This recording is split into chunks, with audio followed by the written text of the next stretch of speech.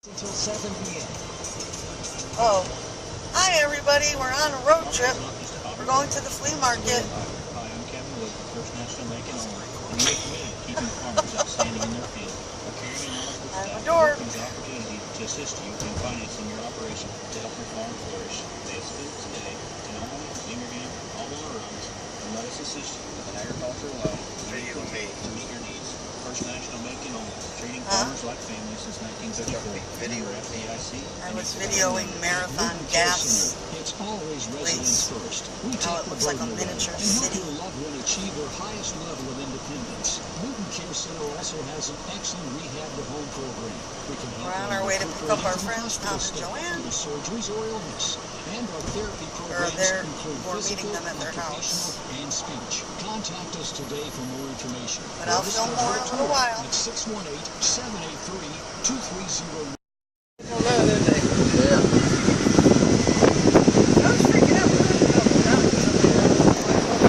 I told her to look it up on the internet. She did. Turned to the Ford site. It's like a pretty clear transmission. Damn.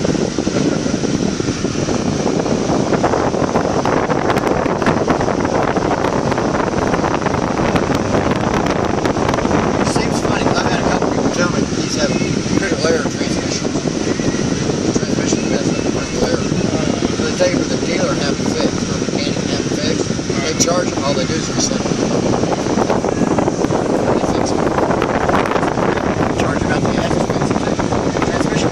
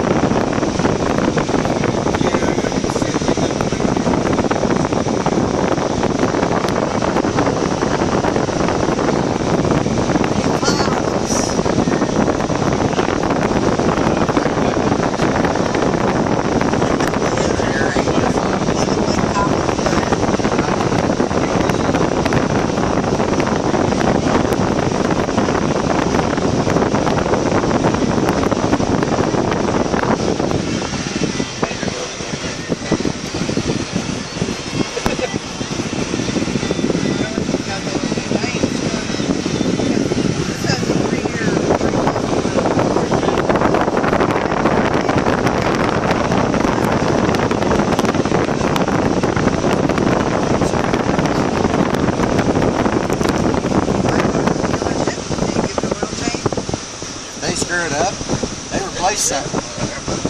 They're paying.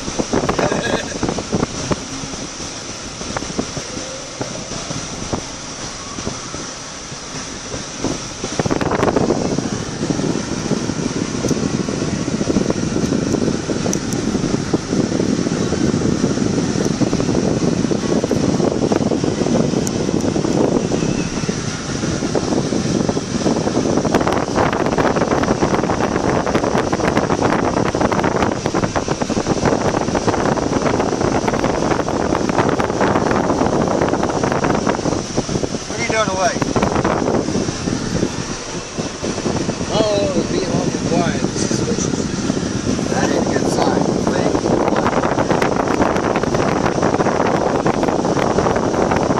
Oh, it's actual milk.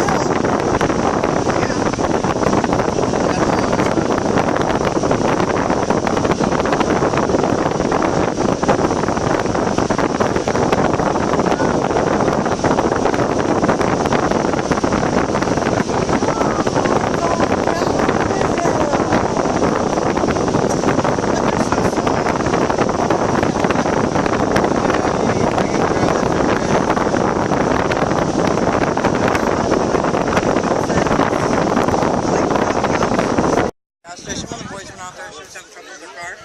Went out there to help her, and she actually slapped him. They're like, fuck you, walked off. I'm going to call your boss. I'm already talking to him. Thank you. cannot see me. She's got Craig in her old age. When people see your Walmart, they run back. Very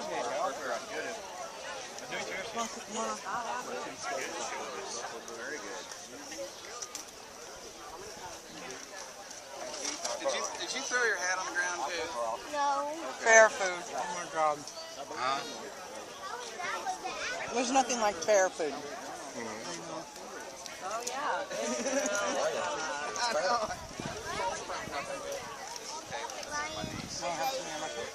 Oh yeah, she's right.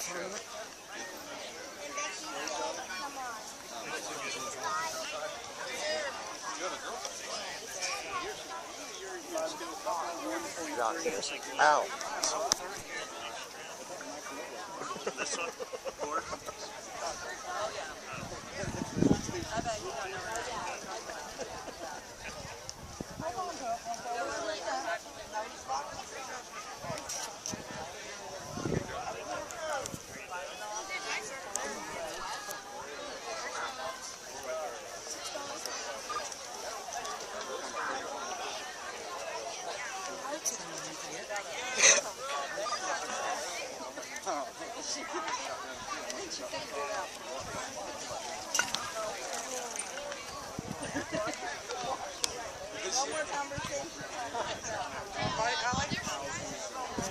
They're hot.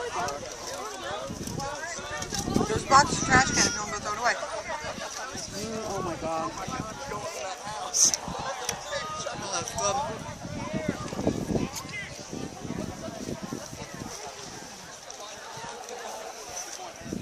Who am I, Canaan, man? That's better. I'm gonna go get that carrot. She's already got it. She's on the post. I'm trying to get it. Walk this way.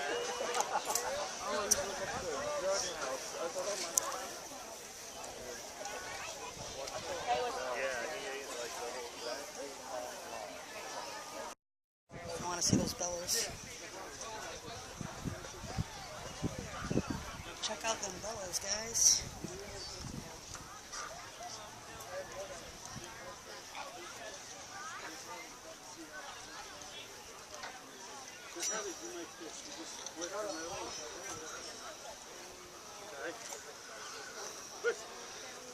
You can split it.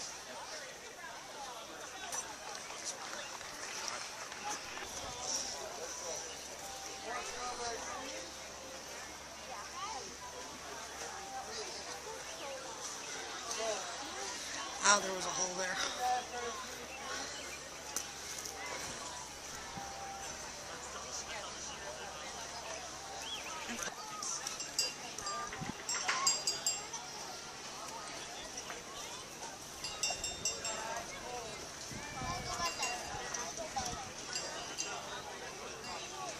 It's hot out here, guys. I'm dying.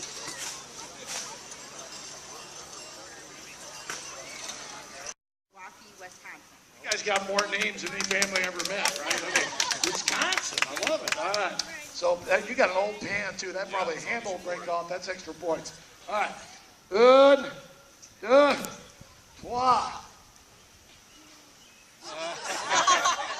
Whoa, gets a height award. Almost got a tree. Whoa!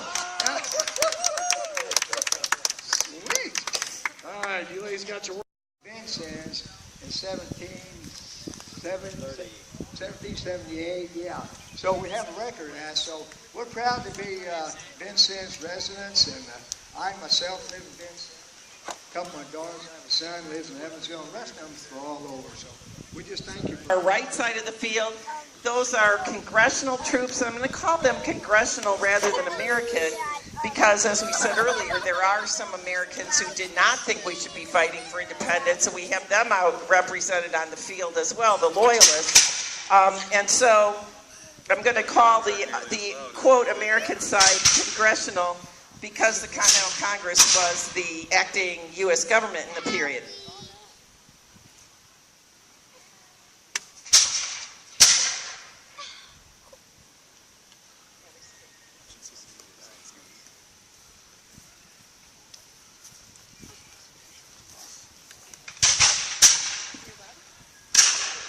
But you'll see, even though the troops are fighting in some small groups out there, they are primarily maneuvering around and standing in line, trying to come face and understand the same commands. So that instead of saying, okay, everybody, like march 20 steps and line up to on the south side of the elm tree or something, you could give them more direct commands to get them all to maneuver around the field and end up facing where you wanted them to face in an individual fashion.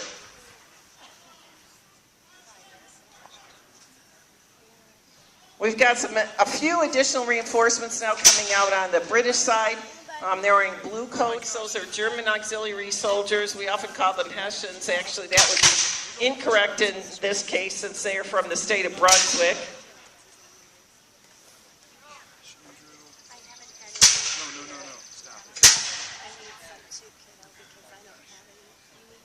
You'll notice all the soldiers are not involved in the skirmishing at this point.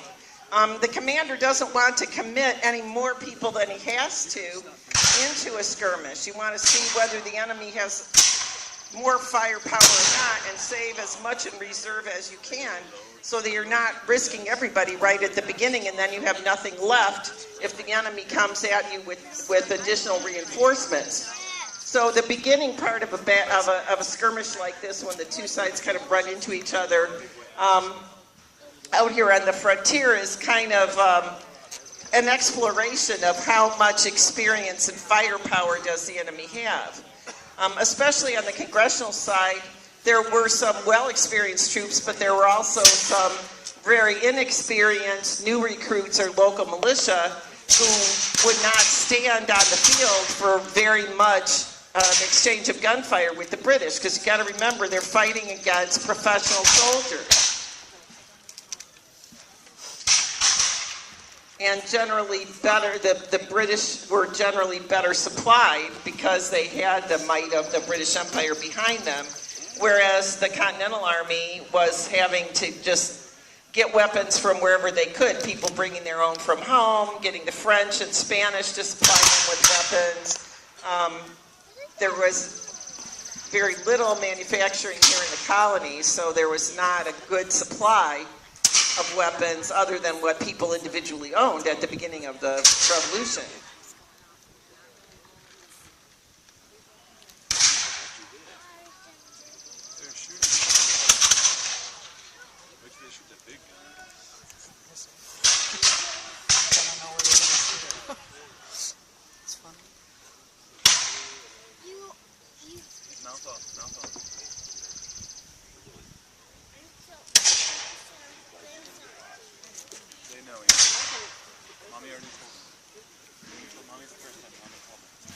Your drummer out there, he's actually, right now he's keeping the men on step during the march, but he is actually, his primary function is as a signaler. If you imagine that there were, 1,000 troops out here instead of a couple hundred, voices can't yell that loud and that long, and so the drummers actually were the signalers where they could relay the signal forces against the Germans and the Loyalists, and there's also a Native American or two out there. Most of the Native Americans were allied with the British, although not all of them during this war.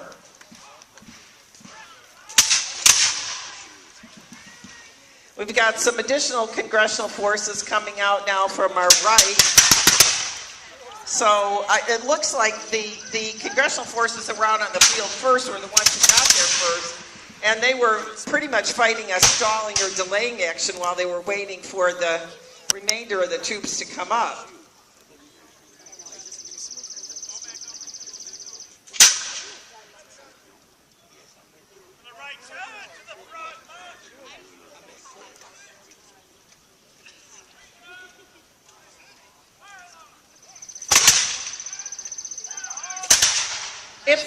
When some of the soldiers get close enough to you, take a look at the method with which they load their weapon.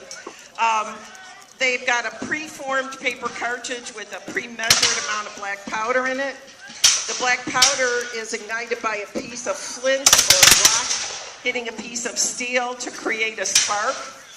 And so what they'll do is tear open the paper cartridge, prime the pan, dump the rest of the powder down the barrel in preparation to fire. In actual battle, there would be a lead ball, in with the powder, and they would ram it down. We don't ram just as a safety precaution, and obviously we're not using live ammunition.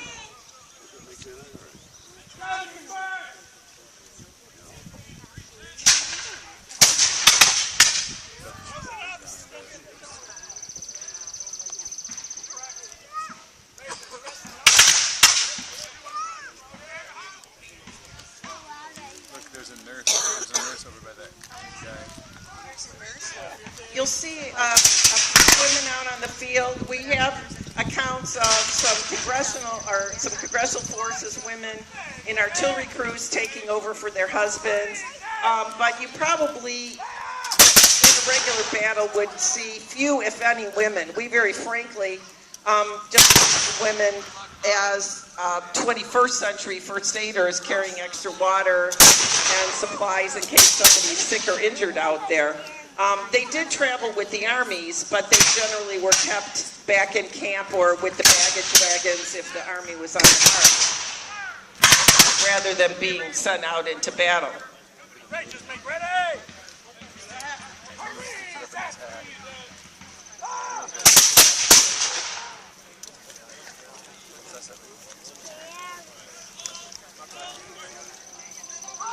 Your mouth, go like this.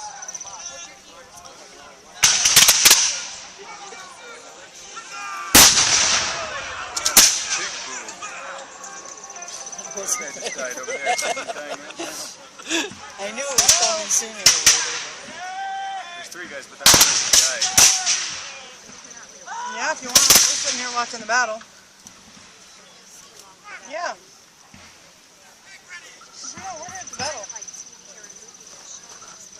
We're on the far side, but it's where you came in. But yeah, that's where we're at. All right. All right. Love you. Bye, Charlie. We thought we left.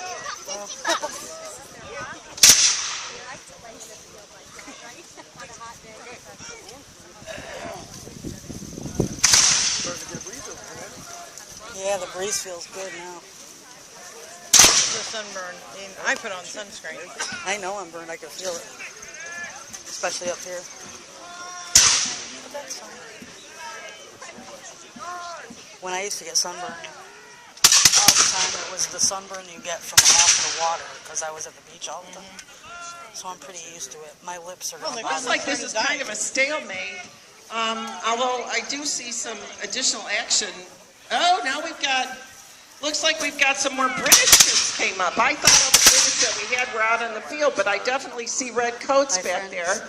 Looks like the 42nd Royal Highland Regiment. So they did have, their whole force was not out on this march or maneuver, whatever it was that started. They did have some reinforcements that came up. Everybody's going to see the camera go, boom. Now that changes the picture. I was just about to predict that the British were outnumbered enough that even with the artillery piece, I wasn't sure they had the capacity to win. But now I'm not so sure. You see now the reaction by the congressional troops trying to reorganize because they had a large contingent there that was kind of caught in the crossfire in between 2 different British forces.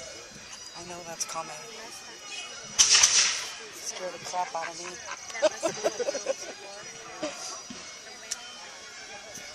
You can hear the bagpipes of the Scots troops there, the 42nd Regiment, Royal Highland Regiment. So now this has forced the congressional troops back to kind of a smaller area. I have a couple. So they're working to kind of reorganize themselves and decide which way to face, and they're going to have to make kind of an L-shaped formation to face in 2 different directions.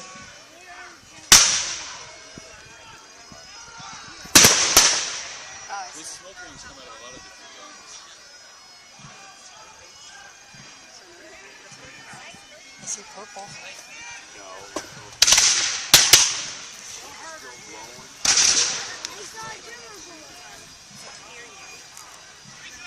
hear the bagpipers?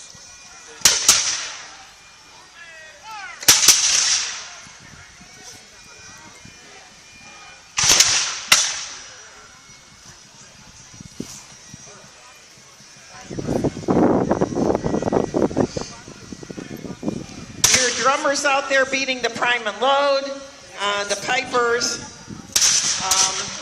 providing extra spirit and incentive to the Highland troops.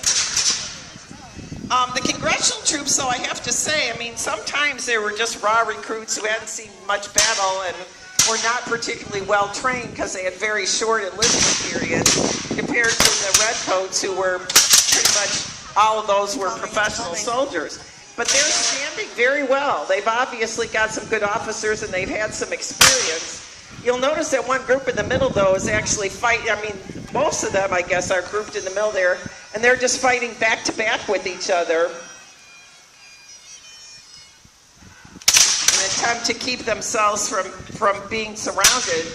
Now they're moving a little bit. It looks like they are doing a gradual retreat.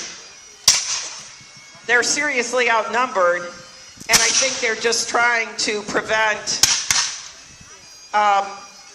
I mean, they wouldn't be killed to the last man, generally speaking. They would surrender and discuss surrender terms and be taken prisoners of war. But I think it looks to me like they've decided that they would rather move off the field and save themselves to fight another day, leaving their rear guard as they go off, rather than let themselves be taken prisoner. All the wounded that you see will be taken prisoner by the victorious side and will be subject to the Or killed. they will be taken care of by the surgeons. It's just I'm not always sure you wanted to be taken care of by an 18th century surgeon, since they didn't understand that you needed to wash the instruments in between patients, much less sterilize them. So you were much more likely to die from an infection than you ever were from actually being instantly dead from being shot on the battlefield. And far more people just died during the revolution of disease than ever died of being shot.